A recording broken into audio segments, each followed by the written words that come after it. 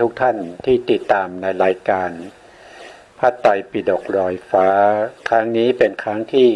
70นะครับเราศึกษาในเรื่องของวิปัสสนาธรรมอยู่วันนี้ไม่ให้เสียเวลานะครับเราก็จะเข้าสู่เนื้อหาต่อจากครั้งที่แล้วครั้งที่แล้วเนี่ยก็ได้พูดถึงในเรื่องของตั้งแต่พยญาณอาทีนวญาณนิพพิทายานเราก็พูดมา3อย่างแล้วก็ยังติดท่านผู้ฟังในเรื่องของอนุสติ7ขอโทษทีอานุปัสสนา7นะครับชอบเป็นยังไงไม่รู้พูดผิดบ่อยอนุปัสสนา7นะครับอนุปัสสนา7ก็คือได้แก่อนิจจานุปัสสนาอนิจจานุปัสสนาได้แก่การตามเห็นเนืองๆของความไม่เที่ยงของรูปนามขันธ์ห้าที่เป็นไปในสังคตธรรมทั้งหลายก็เรียกว่าเป็นอนิจจานุปัสสนา2ก็คือทุกขานุปัสสนาทุกขานุปัสสนาก็คือการตามเห็นความเป็นทุกข์ของสังขารธรรมรูปนามขันธ์ห้าว่าเป็นของทุกข์เป็นของทนได้ยากนะครับอันนี้เป็นทุกขานุปัสสนาตามเห็นเนืองๆนะ3ก็คืออนัตตานุปัสสนาอนัตตานุปัสสนาก็คือการตามเห็นรูปนามขันธ์ห้าว่าไม่ใช่ตัวไม่ใช่ตนเนี่ยว่างเปล่าจากตัวตนว่างเปล่าจากความเป็นสัตว์เป็นบุคคลว่างเปล่าจากความมีสาระนะเป็นของอสาระทั้งหลายนะตามเห็นหนึ่งนะตัวอะไรเป็นตัวตามเห็นก็คือตัวปัญญานะปัญญาเจตสิกที่ในมหากุศลญาณสัมปยุตก็จะตามเห็นสิ่งเหล่านี้หนึ่งเรียกว่าอนุปัสสนา4ก็คือได้แก่นิพพิทานุปัสสนานิพพิทานุปัสสนาก็คือตัวปัญญาที่ตามเห็นความเบื่อหน่ายนะครับเห็นเป็นทุกข์เห็นเป็นโทษแล้วก็เบื่อหน่ายในรูปนามขันธ์ห้าทั้งหลายเหล่านั้นเรียกว่าเป็นนิพพิทานุปัสสนา5นะครับก็คือได้แก่วิราคานุปัสสนาวิราคานุปัสสนาเมื่อเราเห็นความเป็นอนิจจังเป็นทุกขังเป็นอนัตตาเกิดความเบื่อหน่ายวิราคานุปัสสนาก็จะคลายกำหนัดคลายความยึดถือยึดมั่นในรูปนามขันธ์ห้าเหล่านั้นตัวปัญญาเป็นผู้ที่ตามเห็นถึงสภาวะเหล่านั้นเรียกว่าเป็นวิราคานุปัสสนา6ก็ได้แก่นิโรธานุปัสสนานิโรธานุปัสสนาก็คือการตามเห็นถึงความดับไปสิ้นไปสลายไปพังไปของสังขารธรรมรูปนามขันธ์ห้าเหล่านั้นว่ามีแต่ดับไปสิ้นไปหมดไปอยู่หนึ่งและข้อที่7ปฏินิสักขานุปัสสนาปฏินิสักขานุปัสสนาก็คือการตามเห็นรูปนามขันธ์ห้าเหล่านั้นว่าเป็นของไม่เที่ยงนะครับเป็นทุกข์เป็นอนัตตาเป็นโทษเป็นภัยน่าเบื่อหน่ายนะครับก็คือว่าไปก็คือหมายถึงการที่เห็นอนุปัสสนาทั้ง5เบื้องต้นนะครับ ก็มารวมอยู่ที่ปฏินิสขานุปัสสนานะปฏินิสขานุปัสสนาเนี่ยถ้าเราพูดถึงถ้าว่าโดยเปรียบเทียบโดยความเป็นวิปัสสนาญาณก็น่าจะอยู่ในญาณที่เรียกว่าเป็นปัจจยะเขาเรียกว่าเป็นญาณที่พิจารณานะครับพิจารณาถึงสภาวธรรมทั้งหลายนะครับเรียกว่าเป็นปัจจยปาริคหายานนะครับก็ไปเป็นญาณที่สุดท้ายแล้วเป็นญาณที่16นะครับเป็นญาณที่16ที่ตามพิจารณาถึงในเรื่องของความเป็น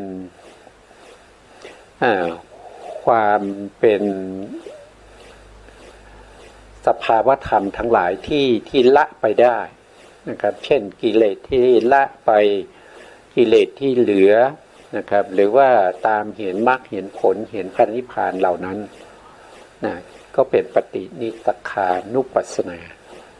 นะก็คือเห็นทั้งที่เป็นอนิจจังทุกขังอนัตตาเบื่อหน่ายคลายกำหนัดพวกนี้นะทีนี้ก็มีคำอธิบายเป็นหัวข้อนะครับนะเขาจะมีรายละเอียดอยู่นะครับเราก็มาดูรายละเอียดนะข้อที่หนึ่งอนิจจานุปัสสนาคือการตามเห็นรูปนามว่าไม่เที่ยงนะครับว่าโดยย่อมีอยู่2อย่างนะครับมีอยู่2อย่างด้วยกันนะครับหนึ่งก็คือปัจจักขะอนิจจานุปัสสนาปัจจักขะอนิจจานุปัสสนานั่นคือเห็นโดยความเป็นในขณะที่เป็นปัจจุบันในขณะที่ความเกิดขึ้นของสภาวธรรมในทวารทั้ง6ไม่ว่าจะเป็นการเห็นไม่ว่าจะเป็นการได้ยินไม่ว่าจะเป็นการได้กลิ่นได้รสได้สัมผัสแล้วก็นึกคิดอยู่ในขณะนั้นก็จะเรียกว่าเป็นปัจจักขะอนิจจานุปัสสนาแล้วก็มีอีกอย่างหนึ่งนั่นก็คืออนุมานอานิจจานุปัสสนาอนุมานอานิจจานุปัสสนานั้นคืออะไรก็คือการที่เราเปรียบเทียบนะคือเป็นการเปรียบเทียบการที่เราเห็นโดยการประจักษ์มาแล้วในปัจจักขะอานิจจานุปัสสนาเขาก็มีการเปรียบเทียบว่าสภาวธรรมทั้งหลายนะครับที่เป็นของผู้อื่นก็เป็นอย่างนี้แหละนะสภาวธรรมทั้งหลายที่เคยมีมาในอดีตก็เป็นอย่างนี้แหละสภาวธรรมที่จะมีต่อไปในอนาคตก็เป็นอย่างนี้แหละเหมือนกันเลยนะครับไม่แตกต่างนะถ้าเป็นสังขารธรรมทั้งหลายก็จะเป็นลักษณะนี้เป็นอนุมานนะครับอนุมานไปนะครับอย่างเช่นเราเห็นรูปว่ารูปไม่เที่ยงอย่างเงี้ยรูปก็จะจำแนกออกเป็นว่ารูปที่เป็นอดีตรูปที่เป็นอนาคตเป็นปัจจุบันนะปัจจุบันนี้เราเห็นด้วยปัจจักขะอนิจจานุปัสสนาอยู่แล้วนะครับแล้วก็เป็นรูปที่อยู่ใกล้ไกลเป็นรูปที่ละเอียดเป็นรูปที่หยาบเป็นรูปที่เลวเป็นรูปที่ปราณีตอะไรพวกนี้ก็จะต้องมีการอนุมานนะอนุมานไปในสิ่งเหล่านั้นว่าสิ่งเหล่านั้นก็เหมือนกับสิ่งที่กำลังปรากฏอยู่ชัดเจนที่เราได้เห็นได้รู้แล้วก็ได้กำหนดรู้มาแล้วเหล่านั้นนะก็จะเป็นอย่างนี้นะต่อไปเราก็ดูรายละเอียดนะครับเขาก็มีอธิบายอยู่นะครับ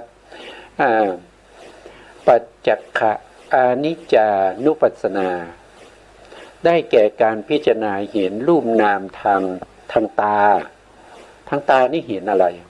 ทางตาก็คือเห็นรูปารมณ์รูปารมณ์คืออะไรรูปารมณ์ก็คือสีต่างๆรูปารมณ์เหล่านั้นที่เป็นสีต่างๆนั้นเขาเกิดขึ้นแล้วก็ดับไป เขาไม่เที่ยงเขาเป็นอนิจจังเกิดขึ้นดับไปเกิดขึ้นดับไปเมื่อตามเห็นเนืองถึงความดับไปดับไปก็จะเห็นนี้ก็จะเป็นปัจจักขะอานิจจานุปัสสนาได้อย่างชัดเจนในทวารทางตาทางหูก็เช่นเดียวกันนะครับทางหูก็เวลาได้ยินเสียงเสียงนั้นจะเป็นเสียงอะไรก็ตามการที่เราได้ยินครั้งแรกกับครั้งหลังๆก็เป็นคนละขณะกันไม่ปะปนกันเวลาได้ยินก็ได้ยินแต่เสียงยังไม่รู้ว่าเป็นเสียงอะไรไม่รู้ว่าเป็นเสียงสูงเสียงต่ำเป็นเสียงเพลงเสียงผู้หญิงผู้ชายก็ไม่รู้แต่รู้เฉพาะขนาดเท่ากับที่เขาตั้งอยู่เท่ากับจิต17 ดวงเท่านั้นเขาก็จะดับไปเสียงหรือศรัทธาลมก็มีอายุเท่านั้นแล้วก็ลงสู่ภวังคจิตแล้วก็ไปขึ้นวิถีทางใจที่เป็นอาติตะแค่นวิถีอาติตะแค่นวิถีรับมานั้นไม่ใช่เป็นปัจจุบันแล้วเสียงที่มีจริงๆนั้นดับไปแล้วไปสู่ทางใจเสียงนั้นเป็นอดีตไปแล้วเป็นอดีตไปแล้วเพราะนั้นการที่เราได้ยินเสียงก็แค่นิดเดียวเท่านั้นเองเท่ากับจิต17 ดวงหรือว่าดีดนิ้วมือครั้งหนึ่งเสียงเกิดแล้วก็ดับไปถึง 5,800 โกฏขณะนะครับถ้าจิตนี้ดับไปตั้งแสนโกฏขณะเพราะฉะนั้นรูปก็จะช้ากว่าจิตแต่ทั้งจิตและทั้งรูปนั้นเป็นสภาวะที่ไม่เที่ยงปัญญาที่สามารถตามเห็นสิ่งเหล่านี้ด้วยความดับไปสิ้นไปหมดไปในขณะที่เป็นปัจจุบันก็จะเรียกว่าเป็นปัจจักขนิจจานุปัสสนาทางจมูกก็เช่นเดียวกันทางจมูกรู้อะไรก็รู้กลิ่นก็เช่นเดียวกันกับทางตาและทางหูก็เกิดขึ้นนิดเดียวแล้วก็ดับไปทางลิ้นรู้อะไรก็รู้รสก็เหมือนกันรู้รสก็เหมือนกันนะครับแล้วก็ทางกายก็รู้โผฏฐัพพารมณ์ก็คือรู้แข็งรู้อ่อนขึ้นอยู่กับเรามนสิการว่าเราจะส่งใจไปดูแข็งอ่อนหรือส่งใจไปดูความเย็นร้อนหรือส่งใจไปดูความตึงหย่อนของโผฏฐัพพารมณ์เขาก็เกิดขึ้นมานิดเดียวแล้วเขาก็ดับไปปัญญาที่ตามเห็นโผฏฐัพพารมณ์ด้วยการดับไปสิ้นไปสลายไปหมดไปในขณะที่เขาเกิดขึ้นในวิถีที่เป็นกายวิญญาณทวารวิถีนั้นก็จะเป็นปัจจักขะอานิจจานุปัสสนาทางใจก็เช่นเดียวกันทางใจก็จะต้องนึกคิดการนึกคิดทางใจนี่ก็จะแตกต่างไปจากการได้เห็นได้ยินได้กินได้รสได้ถูกต้องสัมผัสทาง5 ทวารเพราะทางใจเนี่ยสภาวะธรรมที่เกิดขึ้นทางใจเนี่ยเขาจะเกิดขึ้นแล้วก็ดับไปรวดเร็วไม่เหมือนกับทางปัญจทวารทางปัญจทวารมีอายุอยู่ถึง17 ขณะของจิตนะหรือเท่ากับ51 อนุขณะแล้วก็ดับไปแต่ทางใจเนี่ยเกิดขึ้นรวดเร็วแล้วก็ดับไปไม่มีใครที่มาอุปไมยในเรื่องของธรรมารมณ์ที่รู้ได้ทางใจว่าเกิดขึ้นตั้งอยู่เท่าไหร่อายุเท่าไหร่ไม่มีอัตถกถาจารย์ก็ไม่ได้อุปมาไว้นะครับหรือว่าดีกาจารย์อนุดีกาจารย์พวกนี้ไม่ได้ทำเปรียบเทียบไว้ เพียงแต่บอกว่าการเกิดขึ้นทางใจจะเกิดขึ้นแล้วก็ดับไปรวดเร็วเป็นการนึกคิดเหมือนกับเรานึกถึงเพื่อนที่อยู่กรุงเทพเนี่ยจิตเราก็ไปถึงเพื่อนที่กรุงเทพเลยไม่เหมือนกับกายที่จะไปพบกับเพื่อนเนี่ยก็จะต้องมีตั๋วใช่ไหมครับขึ้นรถทัวร์ขึ้นรถไฟอย่างน้อยๆก็12 ชั่วโมงกว่าจะไปพบเพื่อนที่กรุงเทพได้หรือว่าจะขึ้นเครื่องไปอย่างน้อยก็3-4 ชั่วโมงนะเพราะฉะนั้นรูปเนี่ยจะช้านะครับรูปนี้จะช้ารูปจะไปไหนก็จะต้องมีสิ่งรองรับมีรถยนต์มีขึ้นรถลงเรืออย่างเนี้ยต้องไปด้วยแต่ใจนี่ไปถึงเลยนะใจนี่ไปไหนนึกถึงเพื่อนก็ถึงเพื่อนเลยนะนึกถึงใครคนใดคนหนึ่งก็ถึงเลยนะทางใจนี่จะรวดเร็วเพราะฉะนั้นทางใจเนี่ยไม่ได้อุปมาอุปไมยอายุของธรรมารมณ์เอาไว้นะครับเพราะฉะนั้นเราก็ถือว่ารวดเร็วกว่ารูปก็แล้วกันนะครับว่าขณะที่เขาเกิดขึ้นก็คือขณะที่เรากำลังนึกถึงอยู่ในขณะนั้นนะอันนั้นก็เป็น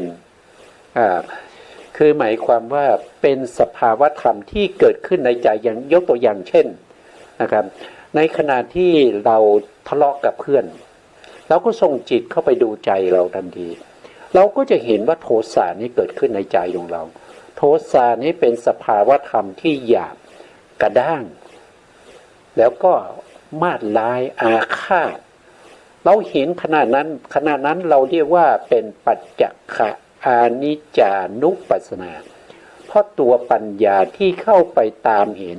โทสะมูลจิตที่เกิดขึ้นแล้วก็ดับไปเกิดขึ้นแล้วก็ดับไปเกิดขึ้นแล้วก็ดับไปตามเห็นความดับไปของโทสะมูลจิตอันนี้เป็นลักษณะทางใจอันนี้เป็นปัจจขะอานิจจานุปัสสนาว่าไม่เที่ยงนะครับทั้งหมดเนี่ยทั้งทางตาทางหูทางจมูกทางลิ้นทางกายทั้งหมดเนี่ยไม่เที่ยงเพราะเป็นสังขารธรรมสังขารธรรมเป็นสภาวะที่ถูกปรุงแต่งด้วยปัจจัยทั้งที่เป็นกรรมเป็นจิตเป็นอุตุเป็นอาหารหรือว่าเป็นปัจจัยทางเป็นปัจจัยทางธรรมารมณ์ก็จะมีมนสิการมีโยนิโสมนสิการมีอโยนิโสมนสิการพวกนี้เป็นเหตุเป็นปัจจัยให้เกิดนามธรรมที่เป็นกุศลเป็นอกุศลเมื่อเหตุปัจจัยหมดสภาวธรรมนั้นก็ต้องดับสภาวธรรมนั้นดับไปจิตที่มหากุศลที่เกิดขึ้นมีปัญญาที่ตามรู้ว่าจิตที่ดับไปก่อนหน้านี้เป็นโทสะมูลจิตตามเห็นเนืองๆอยู่อย่างนี้เขาเกิดก็ขึ้นแล้วดับไปก็ตามเห็นดับไปตามเห็นดับไปก็เป็นปัจจขะอานิจจานุปัสสนาทางใจเป็นธรรมารมณ์นะครับเปลี่ยนแปลงกับกอกก็คือไม่กับกอกนี้ก็คือยังไงล็อกแลนนะนะก็คือประเภทที่ว่าเปลี่ยนไปเปลี่ยนมานะครับเปลี่ยนไปเปลี่ยนมาไม่อยู่กับที่ไม่มั่นคงไม่เที่ยงแท้แน่นอนนะครับนะอันนี้เรียกว่าเป็นปัจจขะอานิจจานุปัสสนาทีนี้เรามาดูนะครับอานุมานอานิจจานุปัสสนามีการพิจารณาเห็นรูปนามภายนอกนะรูปนามภายนอกนั่นตรงนี้นี่หมายถึงว่ารูปนามภายนอกก็คือหมายถึงว่าเป็นรูปนามของบุคคลอื่นไม่ใช่ของเราเป็นของบุคคลอื่นอาจจะเป็นของเพื่อนเรานะครับใครก็ตามที่ไม่ใช่ตัวเรานะครับพิจารณาเห็นรูปนามภายนอกซึ่งมีอยู่ใน31ภูมินะ31ภูมิทั้งที่เป็นอดีตอดีตก็ดับไปแล้วนะอนาคตก็ยังไม่เกิดนะก็นึกได้นะก็นึกได้อนุมานได้ไม่ใช่ปัจจขะ แต่เป็นอนุมานก็สามารถนึกได้นะครับเป็นของไม่เที่ยงเปลี่ยนแปลงกับกอกด้วยกันทั้งสิ้นโดยอนุมานว่าจะต้องมีการเกิดดับเหมือนกันกับรูปนามที่เป็นปัจจุบันนี้ทั้งนั้นนะก็คือเหมือนกับปัจจขะอานิจจานุปัสสนานะครับก็เหมือนกันนะก็อนุมานได้อย่างนี้เรียกว่าเป็นอานิจจานุปัสสนาปัญญาที่ตามเห็นความไม่เที่ยงอยู่หนึ่งต่อไปท่านก็พูดถึงเรื่องของอานิจจานุปัสสนาว่าโดยพิสดารมีอยู่8อย่างมีอยู่8อย่างคืออะไร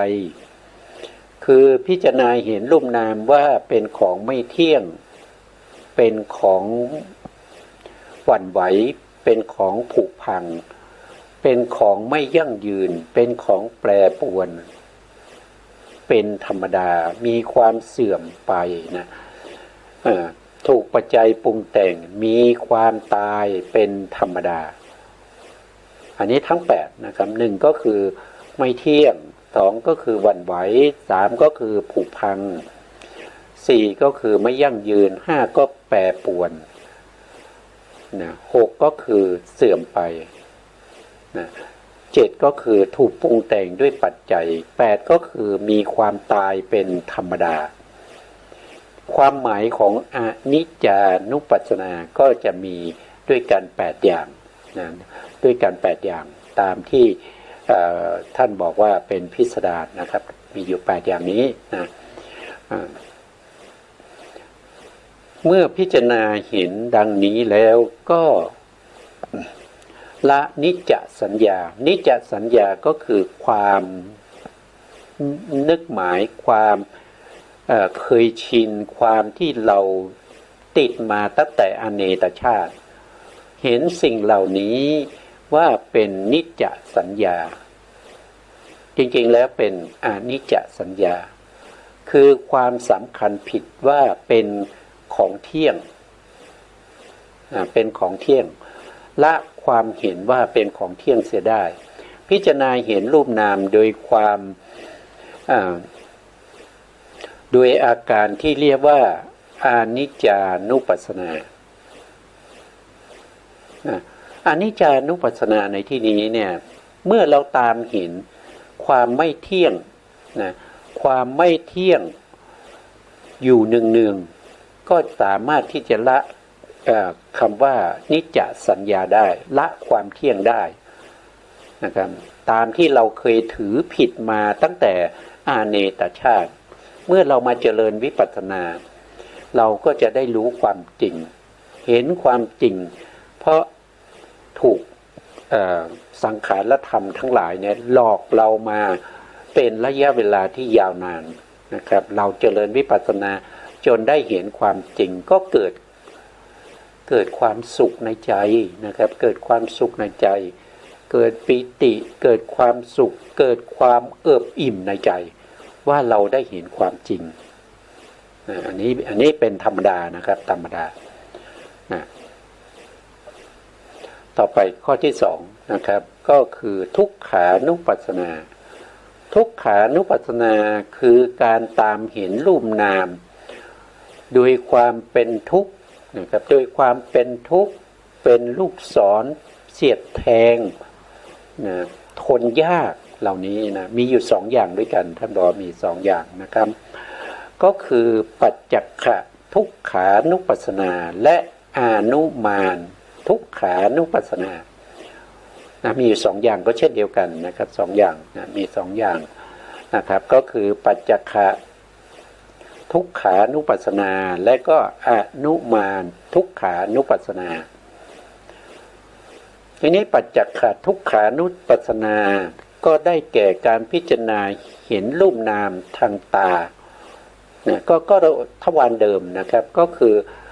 ทวารทั้ง6นะครับทวารที่1ก็คือทางตานะครับก็เรียกว่าจักขุทวารนะครับถ้าว่าโดยทวารว่าโดยประตูนะครับ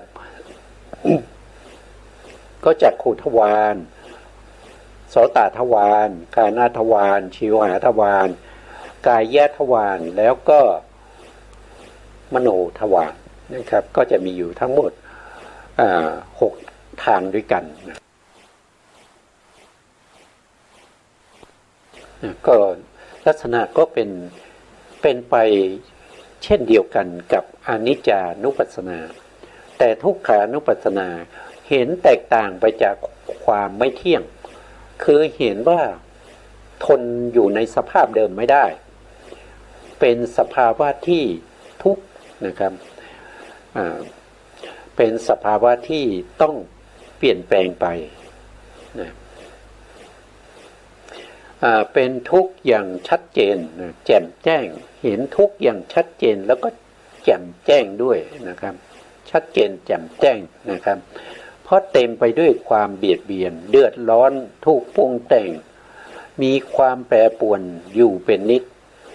จิตก็เกิดการเบื่อหน่ายเกิดการเบื่อหน่ายเมื่อเบื่อหน่ายก็คลายความยินดีคลายความยินดีความพอใจเสียได้ยินดีพอใจที่เขาคลายนะเขาไม่ได้คลายความยินดีพอใจในทุกขานุปัสสนาแต่เขาไปคลายความยินดีในรูปและนามที่เป็นสังขารธรรมนะครับเป็นสังขารธรรมรูปนามอันนี้คือเป็นปัจจักขะนะครับเป็นปัจจักขะก็คือต้องเป็นปัจจุบันต้องเห็นเป็นปัจจุบันก่อนนะครับเมื่อเห็นเป็นปัจจุบันแล้วชัดเจนแล้วเราสามารถที่จะนำไปอนุมานได้แต่ถ้าเรายังไม่เห็นเนี่ยเราไม่สามารถอนุมานได้เรายังไม่เห็นเราไม่สามารถที่จะพูดได้ว่าเป็นอย่างนั้นอย่างนี้ใช่ไหมครับต้องเห็นก่อนนะครับต้องเป็นปัจจักขะปัจจักขะทุกขานุปัสสนาก่อนนะครับพูดว่าไม่เที่ยงเนี่ยเราก็รู้ไม่เที่ยงใครก็รู้หมดแต่เราเข้าถึงด้วยวิปัสสนาญาณหรือยังเข้าถึงอนุปัสสนาหรือเปล่าถ้ายังไม่เข้าถึงนั่นก็แสดงว่าเรายังเห็นอนิจจานุปัสสนาไม่ชัดเจนไม่แจ่มแจ้งไม่ปรากฏชัดในปัญญาของผู้ปฏิบัติวิปัสสนาหรือปัญญาของบัณฑิตนะครับยังไม่ปรากฏยังไม่เป็นอาการปรากฏต้องให้เห็นด้วยความชัดเจนก่อน หลังจากนั้นเราถึงจะอนุมานได้นะครับอนุมานได้ว่าทุกขานุปัสสนาเป็นอย่างนี้นะครับเมื่อรู้ชัดเจนแล้วก็สามารถอนุมานถึงสภาวธรรมทั้งหลายที่เป็นทุกข์นะครับเป็นทุกข์ที่อยู่ภายนอกนะครับที่เป็นทุกข์ของคนอื่นคนอื่นเขาก็มีทุกข์เหมือนเราก็มีทุกข์เหมือนเขานะครับทุกข์เหล่านี้เป็นสภาวธรรมที่ประจำอยู่ในนามและรูปถ้าใครมีนามและรูปบุคคลนั้นจะต้องมีทุกข์แบบนี้ด้วยกันทั้งสิ้นนอกจากว่าบุคคลนั้นไม่มีรูปไม่มีนามคือไม่ต้องเกิดไม่ต้องเกิดก็คือปรินิพพานนะครับปรินิพพานทุกเหล่านี้ก็หมดสิ้นไปทุกเหล่านี้ก็จะไม่มีแต่เมื่อเราเห็นใครก็ตามเดินมาเราก็จะเห็นทันทีว่าบุคคลที่เราเห็นนั้นก็มีรูปมีนามรูปนามเหล่านั้นก็เป็นทุกข์นะครับอนุมานได้นะครับพิจารณาเห็นรูปนามภายนอกของบุคคลอื่นนะครับว่าใครก็ตามที่เกิดอยู่ใน31ภูมิเนี้ยไม่ว่าจะเป็นอบายสัตว์นะครับอบายภูมิ4ภูมินะกามสุขติภูมิ7ภูมิรูปภูมิ16ภูมิรูปภูมิอีก4ภูมิก็จะต้องมีอย่างนี้แหละนะเพราะว่า ที่ไหนมีรูปมีนามที่นั้นจะต้องมีทุกข์ที่นั้นจะต้องมีการเปลี่ยนแปลงอนุมานได้เพราะเราเห็นของจริงแล้วเราอนุมานได้แต่ทุกวันนี้เรายังไม่เข้าถึงวิปัสสนาญาณที่เป็นทุกขานุปัสสนาเราอนุมานได้เหมือนกันแต่การอนุมานของเรามันเป็นการอนุมานที่เป็นสภาวะที่ไม่แน่นอนนะครับไม่ตรงสภาวะของความเป็นจริงไม่ตรงสภาวะตามที่ผู้ปฏิบัติวิปัสสนาได้เข้าไปเห็นด้วยการประจักษ์แจ้งประจักษ์ตักในเรื่องของทุกขานุปัสสนามาแล้วเพราะงั้นก็แตกต่างกันนะครับคนที่ยังไม่เคยได้ก็อนุมานได้แต่อนุมานนี้จะไม่เหมือนกันนะครับกับผู้ที่ปฏิบัติแล้วจนเข้าถึงวิปัสสนาญาณแล้วเนี่ยอนุมานคนละอย่างไม่เหมือนกันแตกต่างกันนะครับไม่เหมือนกันเลยนะเหมือนกับว่าถ้าเราเปรียบเทียบก็เหมือนกันว่าเราไม่เคยไปเห็นทะเลเราอยู่ภาคเหนือเนี่ยเราไม่เคยเห็นทะเลใช่ไหมครับเราเห็นแต่ในทีวีเราเห็นแต่รูปภาพเราไม่เคยเห็นทะเลจริงๆเลยถามว่าเรานึกได้ไหมก็นึกได้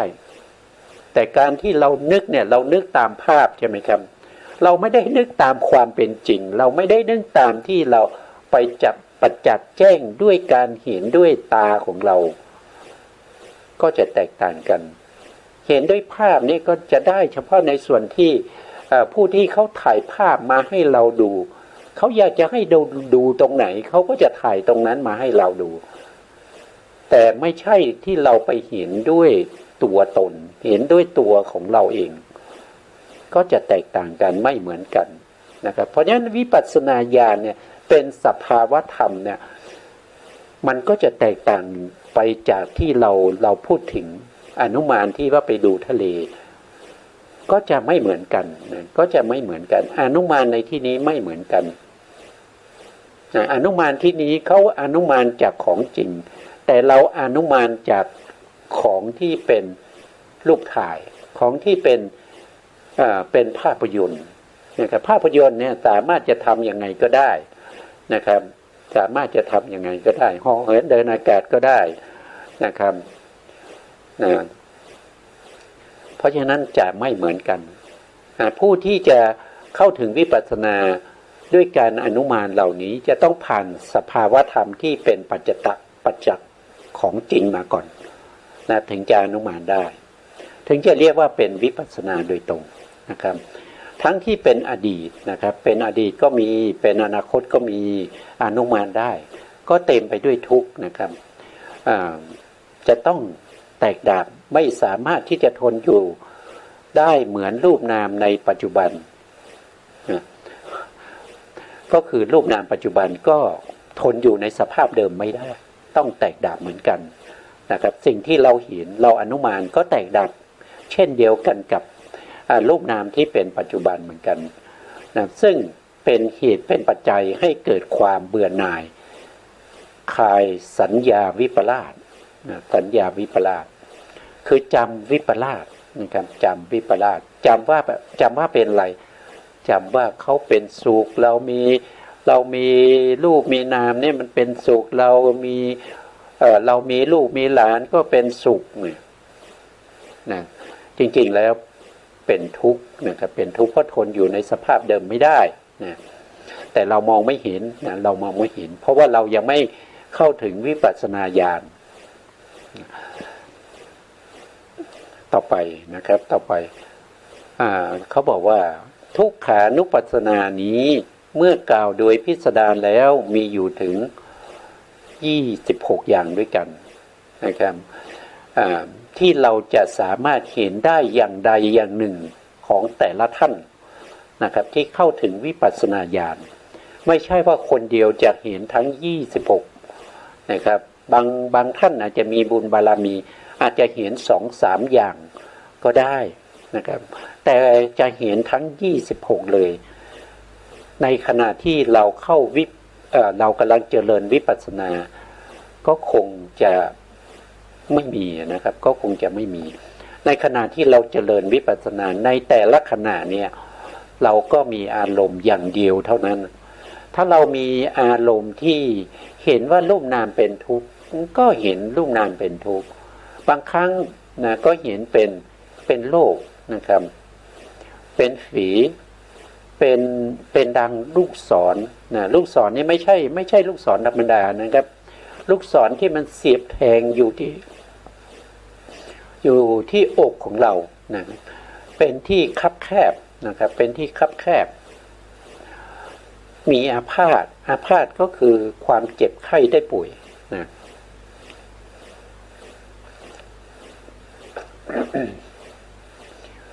จันไรก็คือไม่ดีนะไม่ดีของไม่ดีนะอุบัติวะนะอุบัติเหตุอุบัติวะเป็นภัยเป็นอุปสรรคไม่มีที่ต้านทานไม่ว่าจะไปเกิดเป็นเทวดาเกิดเป็นพรหมหรือว่าไปเกิดเป็นอรูปพรหมทุกเหล่านี้ก็ยังตามเราไปเท่าที่เราจะมีรูปกับนามเมื่อไหร่ที่เรามีรูปและนามเมื่อนั้นทุกเหล่านี้ก็เป็นอะไรเป็นผลของรูปนามนั่นเองนะครับเมื่อมีรูปนามก็ต้องมีนะครับไม่มีที่หลีกเล่นนะครับจะไปหลีกเล่นที่ไหนก็ไม่ได้นะไม่เป็นที่พึ่งเป็นของว่างนะครับมีโทษมีความคับแค้นเป็นมูลนะเป็นมูลเป็นผู้เข็นฆ่าสรรพสัตว์ทั้งหลายนะเข็นฆ่านะเป็นเหยื่อของมารมีความเกิดเป็นธรรมดานะความเกิดนี้เป็นทุกข์นะเพราะอะไรเพราะเดิมเนี่ยไม่มีการที่จะทนอยู่ในความไม่มีไม่ได้ต้องเกิดขึ้นต้องเปลี่ยนแปลงเพราะฉะนั้นการเกิดเนี่ยทนอยู่ในความไม่มีไม่ได้จะต้องเกิดเพราะฉะนั้นก็ถือว่าเป็นทุกข์นะครับเกิดเป็นทุกข์เนี่ยมันเป็นธรรมดานะครับความแก่ก็เป็นทุกข์นะความแก่ก็เป็นทุกข์ความเจ็บก็เป็นทุกข์นะความตายก็เป็นทุกข์ความเศร้าโศกก็เป็นทุกข์การร้องไห้ล่ำไรลำพันธ์นะก็เป็นทุกข์ความคับแค้นใจก็เป็นทุกข์ความเศร้าหมองก็เป็นทุกข์สิ่งเหล่านี้เป็นสภาวะของทุกขานุปัสสนาผู้ที่ปฏิบัติมาถึงตรงนี้ก็จะมีอารมณ์ใน26อย่างนี้อย่างใดอย่างหนึ่งหรือว่าอาจจะมีหลายอย่างแต่ไม่ใช่ในขณะเดียวกันจะต้องเป็นคนละขณะนะครับตอนนี้เห็นเป็นทุกข์นะครับเดี๋ยวเข้าวิปัสสนาใหม่ก็อาจจะเห็นเป็นโลกเดี๋ยวออกแล้วเข้าก็เห็นเป็นฝีก็ได้แต่ละท่านก็จะมีความชำนาญอยู่ในอารมณ์ที่เป็นทุกขานุปัสสนาเหล่านี้อย่างใดอย่างหนึ่งจะเห็นชัดเจนอย่างเช่นเห็นทุกข์ชัดเจนเมื่อเห็นทุกข์ชัดเจนเนี่ยบุคคลคนนั้นเวลาเจริญวิปัสสนาเข้าถึงทุกขานุปัสสนาก็จะเห็นทุกข์บ่อยๆนะครับเห็นทุกข์บ่อยๆเห็นทุกข์เนืองๆจึงเรียกว่าเป็นทุกขานุปัสสนาแต่บางท่านอาจจะเห็นเป็นลูกศรที่เสียบอยู่ที่หน้าอกของตัวเองนะด้วยความชำนาญเห็นอย่างนี้บ่อยๆจนเกิดความชำนาญในเรื่องของการเห็นทุกขานุปัสสนาด้วยความเป็นลูกศรปักที่อกก็จะเจริญเห็นลูกศรปักที่อกแล้วก็เป็นทุกขานุปัสสนาตัวปัญญาที่ตามเห็นลูกศรที่ปักอยู่อกของเราอย่างนี้นะครับถ้าบุคคลไหนเห็นนู่นนิดหนึ่งนิดเห็นนิดหน่อยนะมันก็ไม่ใช่ทุกขานุปัสสนาเห็นเล็กๆน้อยๆเห็นนั่นนิดหนึ่งนิดหน่อยหนึ่งมันไม่เข้าถึงความเป็นอนุปัสสนาคือตามเห็นเนืองๆถึงสภาวะนั้นให้ได้ปรากฏชัดเจนแจ่มแจ้งด้วยการปัจจักตังปัจจักขะ ทุกขานุปัสสนาให้เกิดขึ้นให้ได้ก่อนที่เราจะอนุมานถึงบุคคลอื่นก็เป็นดังนี้บุคคลอื่นก็ต้องเป็นอย่างนี้จะเป็นสัตว์อะไรก็ตามถ้ามีรูปมีนามก็จะต้องมีทุกขานุปัสสนาคือพอเห็นเขาก็จะรู้สึกทันทีถึงทุกขานุปัสสนาได้ยินเสียงก็รู้ถึงทุกขานุปัสสนาได้กลิ่นก็รู้ถึงทุกขานุปัสสนาได้รสก็รู้ทุกขานุปัสสนาถูกต้องสัมผัสนึกคิดถึงสังขารธรรมทั้งหลายก็รู้ซึ้งถึงทุกขานุปัสสนาอย่างนี้เรียกว่าเป็นบุคคลที่เข้าถึงทุกขานุปัสสนาไม่ใช่รู้บ้างไม่รู้บ้างอย่างนี้ยังถือว่ายังไม่เข้าถึงทุกขานุปัสสนานะครับต้องรู้ชัดเจนนะต่อไปนะครับการพิจารณาเห็นรูปนามเป็นทุกข์ด้วยอาการอย่างนี้เรียกว่าเป็นทุกขานุปัสสนาก็คือต้องตามเห็นรูปนามขันธ์ห้าโดยความเป็นทุกข์โดยความเป็นลูกศรอยู่เนืองๆโดยความเป็นฝีโดยความเป็นทุกข์นะเป็นทุกข์เป็นที่ร่ำไห้เป็นที่ไม่ต้านทานเป็นที่ไม่หลีกหนีได้นะครับเป็นที่ไม่สามารถที่จะพบกับความสุขได้เลยต้องเห็นอย่างนี้เนืองๆถึงจะเรียกว่าเป็นทุกขานุปัสสนาเพราะว่าทุกขาบวกกับอนุปัสสนาอนุปัสสนาแปลว่าตามเห็นเนืองๆนะไม่ใช่เห็นแล้วก็แล้วกันนะครับต้องเห็นเนืองๆติดต่อกันอยู่บ่อยๆนะต่อไปนะครับข้อที่3ก็คืออนัตตานุปัสสนาอนัตตานุปัสสนาคือการตามเห็นรูปนามเป็นอนัตตาอนัตตาคือความไม่ใช่ตัวตนไม่อยู่ในอำนาจบังคับบัญชาของใครๆทั้งสิ้นนะเป็นของว่างเปล่าจากตัวตนเป็นของไม่มีสาระนะเป็นของที่เต็มไปด้วยความเวิ้งว้างว่างเปล่าไม่ใช่สัตว์ไม่ใช่บุคคลเป็นแต่สภาวะเป็นแต่ลักษณะของรูปนามที่ไหนมีรูปนามที่นั่นจะต้องมี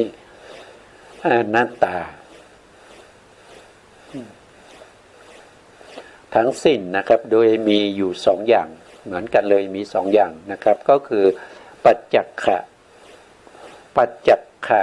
อนัตตานุปัสสนาปัจจักขะอนัตตานุปัสสนาแล้วก็อนุมานอนัตตานุปัสสนา คือต้องเห็นด้วยการประจักษ์ก่อนแล้วถึงจะมาอนุมานได้นะก็เหมือนกับที่ผ่านมานะครับปัจจัตตะอนัตตานุปัสสนา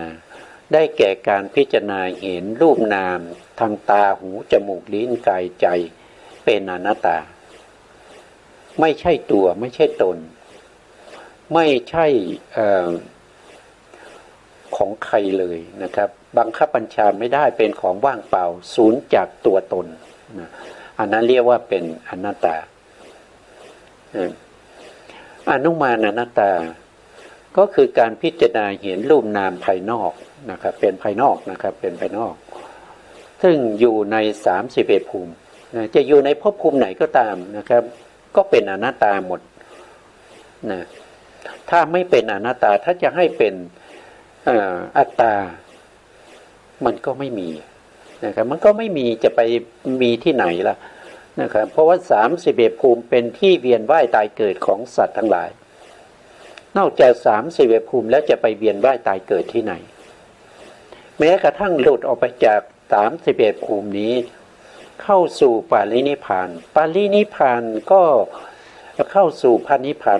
พระนิพพานนั้นก็ยังเป็นอนัตตานะพระนิพพานเป็นอนัตตานะ พระนิพพานไม่ใช่อัตตานะครับพระนิพพานเป็นอนัตตาเป็นสภาวธรรมที่เป็นภายนอกนะพระนิพพานเป็นสภาวะที่เที่ยง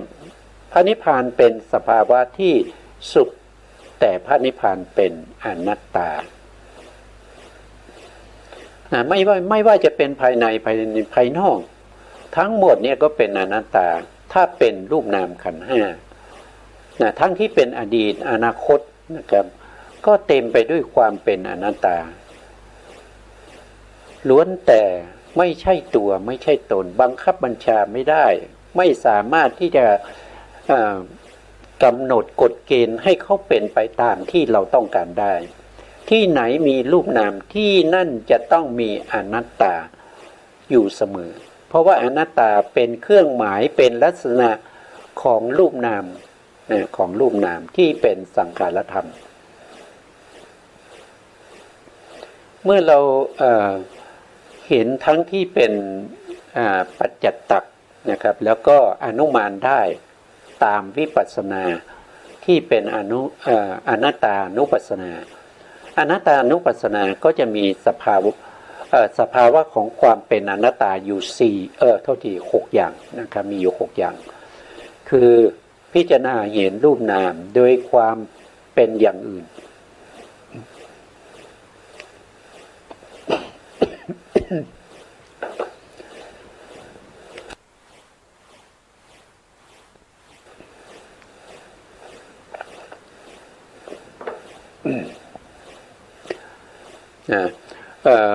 ว่าโดยพิสดารเนี่ยอนัตตาเนี่ยท่านบอกว่ามีอยู่6อย่างนะครับ6อย่าง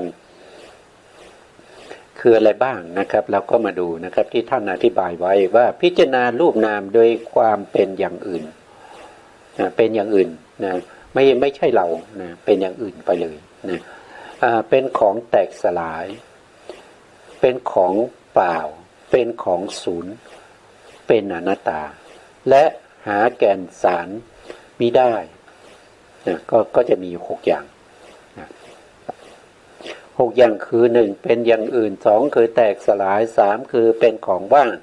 4คือเป็นของศูนย์5เป็นอนัตตา6คือหาสาระแก่นสารมิได้นะเมื่อผู้ปฏิบัติวิปัสสนา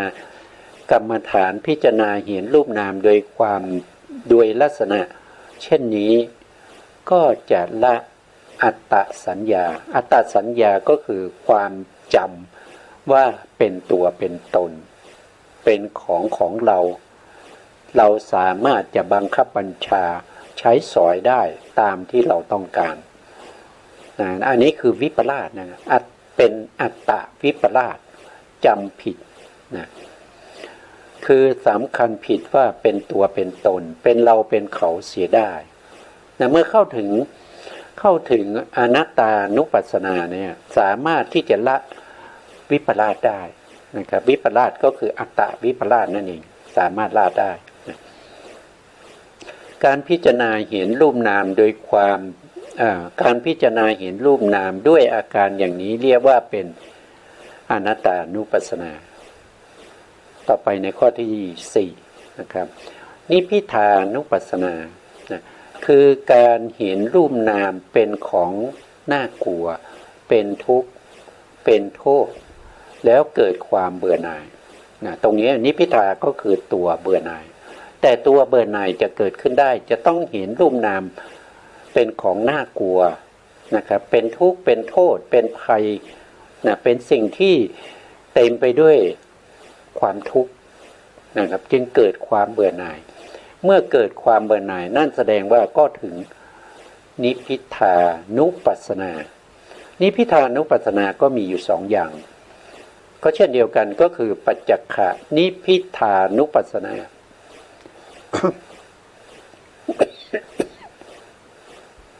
และอนุมานนะครับนิพพิทานุปัสสนา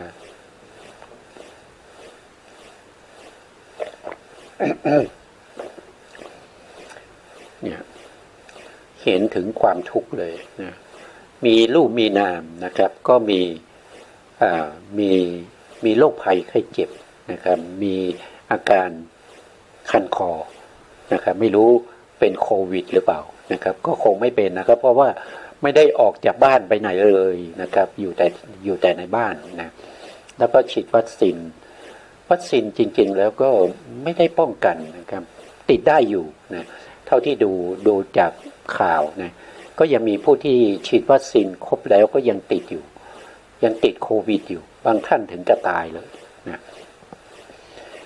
เราก็กลับมาเรื่องของเรานะครับปัจจักขนิพิทานุปัสสนาก็คือพิจารณาเห็นรูปนามทางตาทางหูทางจมูกทางลิ้นทางกาย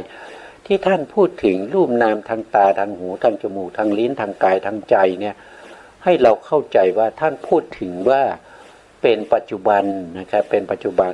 คือเห็นในขณะที่เป็นปัจจุบันเกิดขึ้นเห็นเขาเกิดขึ้นเขาดับไปอย่างชัดเจนนะครับเห็นเขาเป็นทุกข์เห็นเขาเป็นโทษเห็นเขาเป็นภัยเป็นสิ่งที่น่ากลัวเพราะอะไรเพราะว่าเขาไม่เที่ยงเขาเป็นทุกข์เพราะเขาไม่เที่ยงและเป็นทุกข์นั่นแหละเขาจึงเป็นอนัตตาเมื่อเห็นอย่างนี้ก็เกิดความรู้สึกเบื่อหน่ายในรูปนามนะเบื่อหน่ายในรูปนามที่เรากำลังเห็นเขาเป็นทุกข์แล้วก็ดับไปแล้วก็มีปัญญาที่เกิดขึ้นในวิถีจิตที่เป็นมโนทวารวิถีเกิดขึ้นมาตามเห็นสภาวธรรมที่เป็นรูปนามขันธ์ห้าที่ดับไปมีแต่ดับไปสิ้นไปน่ากลัวเป็นทุกข์เป็นโทษมหากุศลญาณสัมปยุตก็จะเกิดความเบื่อหน่ายแต่อารมณ์ของเขาเป็นอะไรอารมณ์ของเขานั่นคือความดับไปของรูปนามแต่ตัวของเขารู้สึกเบื่อหน่ายอะไรก็เบื่อหน่ายในรูปนามนะก็จะเป็นลักษณะอย่างนี้ถ้ามีลักษณะอย่างนี้นั่นแสดงว่าเราเข้าถึงปัจจักขนิพิทานุปัสสนานะครับเพราะความเบื่อหน่ายเกิดขึ้นแล้วความเบื่อหน่ายนี้ไม่ใช่ความเบื่อหน่ายด้วยโทสะไม่ใช่ความเบื่อหน่ายด้วยอกุศลจิตแต่ความเบื่อหน่ายตรงนี้คือความเบื่อหน่ายด้วยมหากุศลจิตนะมหากุศลจิตเป็นตัวที่รู้สึกถึงความเบื่อหน่ายในรูปนามขันธ์ห้าเหล่านั้นนะอนุมานก็คือตามเห็นสภาวะนั้นนะครับที่เป็นภายนอกที่อยู่ในภพภูมิ31ก็เช่นเดียวกันเป็นอดีตก็เหมือนกันเป็นอนาคตก็เหมือนกันเป็นของน่ากลัวเต็มไปด้วยโทษเต็มไปด้วยความเบื่อหน่ายอันนี้คืออนุมานนะครับอันนี้ก็แสดงว่าเราได้ทั้งที่เป็นปัจจักขนิพิทายานแล้วก็อนุมานนิพิทายานนะเมื่อว่าโดยพิสดารรูปนามเมื่อพิจารณารูปนามนะครับเห็นชัดเจนว่าผู้ที่จะละเสียซึ่งความยินดี